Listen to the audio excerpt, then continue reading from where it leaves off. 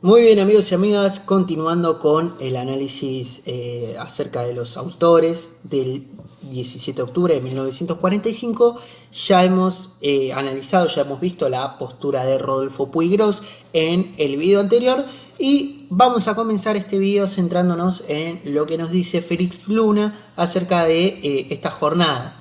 Para Félix Luna, el 17 de octubre de 1945 va a ser la jornada más importante en la década, ya que de alguna forma se propicia la integración de la clase obrera a la vida política nacional, ¿sí? Esto es algo muy importante que destaca Luna. También destaca que el acompañamiento que tiene Perón con dirigentes sindicales nuevos, ¿sí? Digamos, resalta estas dos cuestiones Félix Luna, ¿sí?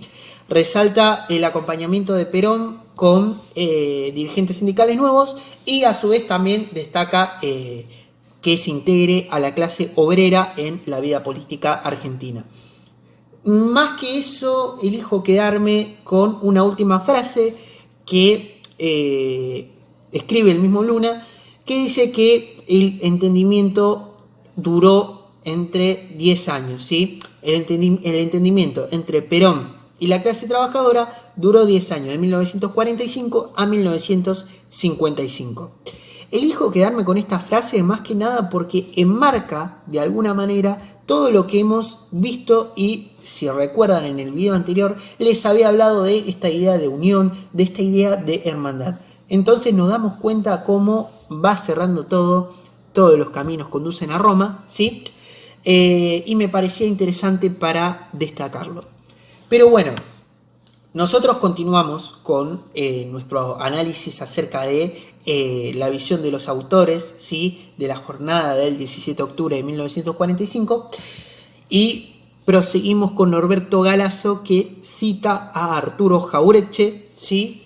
En la frase que Arturo Jauretche visualiza el nacimiento de un nuevo país y habla de la existencia, o mejor dicho, el nacimiento de un frente nacional. Entonces, prefiero, digamos, quedarme con estas dos expresiones para visualizar lo que significa para Galasso el 17 de octubre de 1945. Se está ante el nacimiento de un nuevo país y de un frente nacional. ¿Por qué de un frente nacional? Porque lo integran las clases trabajadoras y las clases medias, ¿sí? Bueno, esto es lo positivo para Galasso. Lo negativo para Galasso va a ser que visualiza ciertas características bonapartistas en el líder. Es decir, lo ve a Perón como autoritario y demagogo. Algunas características, pero esto es lo más relevante acerca de la visión de Galasso del 17 de octubre de 1945. Bueno, una vez aclarada la visión de los tres autores, nosotros vamos a continuar el normal desarrollo del tema, ¿sí? Situándonos en las próximas elecciones de 1946, donde Perón se enfrenta a la Unión Democrática, ¿sí? Esta Unión Democrática que básicamente bajo ese nombre se había abroquelado toda la oposición a Juan Domingo Perón. Obviamente todo esto respaldado, financiado y fogoneado por la embajada norteamericana, la embajada de los Estados Unidos, a cargo de Sproul Braden, ¿sí? Bueno, a pesar de todos los inconvenientes que pueda surgir y a pesar de toda la oposición que pueda tener en contra, Juan Domingo Perón se impone en las elecciones de 1946 y accede a su primer mandato presidencial. Esta victoria le va a abrir los caminos, le va a allanar los caminos a Perón para comenzar a implementar su política económica. No vamos a puntualizar específicamente en este video sobre la política económica de Perón, sino que lo vamos a hacer en el próximo. Pero me parece ya importante para irles señalando que el plan más importante o la política más importante durante su primer gobierno va a ser el primer plan quinquenal, ¿sí? Entonces vamos a tener ahí en Perón que este plan quinquenal va a permitir el arraigo, el asentamiento de las industrias livianas en nuestro país. Como les digo, vamos a profundizar en el próximo video, no en este. Bueno, nosotros venimos hablando de una relación del peronismo con la clase trabajadora. Venimos hablando de reconocimientos de demandas, reconocimiento de derechos, ¿sí? Venimos hablando de unión, de hermandad, venimos hablando de todo eso. Y todo esto es importante, y más teniendo en cuenta las tres banderas del peronismo: la justicia social, la independencia económica y la soberanía política. Pero digo que todo esto es importante porque todas estas demandas, ¿sí?, que hacen a la justicia social, ¿sí?, este reconocimiento de derechos a los trabajadores, todo esto necesitaba tener un marco. ¿Por qué necesitaba tener un marco? Porque básicamente el país que va transformando el movimiento peronista no es el mismo país de la década infame, no es el mismo país de décadas atrás.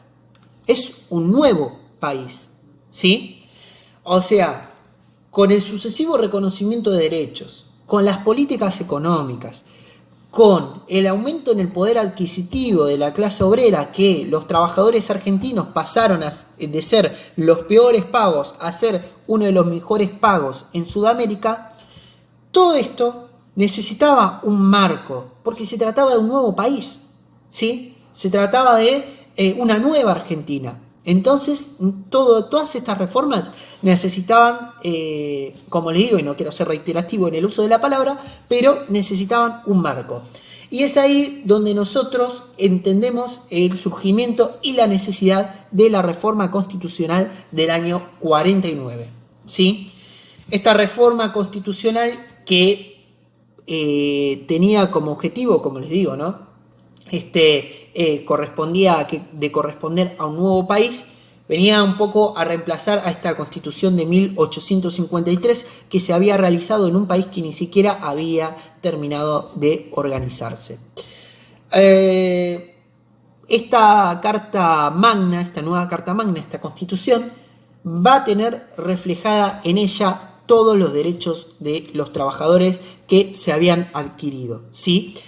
Creo también importante señalar que la oposición al peronismo, el antiperonismo, se va a oponer a esta nueva constitución solamente por un artículo, y es el artículo que permitía la reelección de Juan Domingo Perón.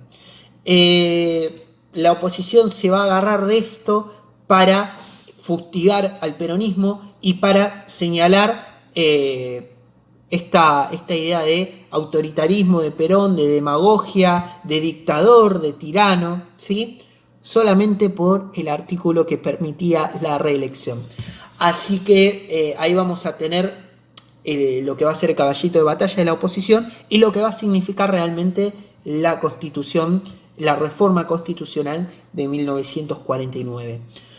Me parece interesante señalar algunos artículos que tengo aquí punteados que nos permiten entender un poco estos logros que se le atribuyen a la Constitución, a la reforma constitucional de 1949. Entre ellos podemos hablar en el artículo 40 que proponía la nacionalización de los recursos naturales, de los servicios públicos y del comercio exterior, sí, que esto iba de la mano con la política peronista, ¿sí?, con la política económica peronista. Cuando hablamos de nacionalización, cuando hablamos, sí, de todo eso.